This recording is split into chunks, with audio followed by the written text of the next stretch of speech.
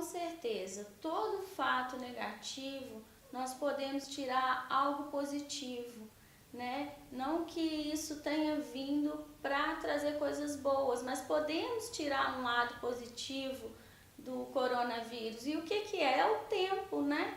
O nosso tempo, ele é tão escasso.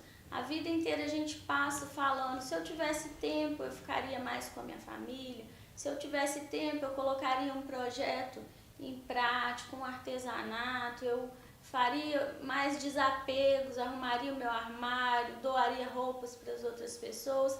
E esse foi um momento que ele conseguiu fazer com que a gente parasse. Uma coisa tão difícil hoje em dia que é a gente parar, né?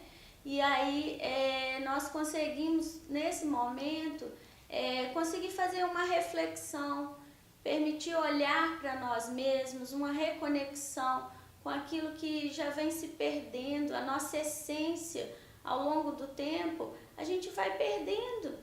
E aí nesse momento nós precisamos parar, fomos obrigados a parar.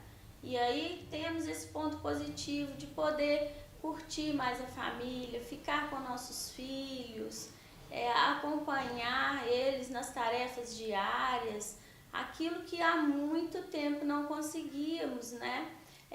Podemos assistir aquele filme que a gente fica sempre querendo, mas nunca tem tempo. Eu consigo perceber esse tempo, né, que era tão escasso, como esse lado positivo no coronavírus.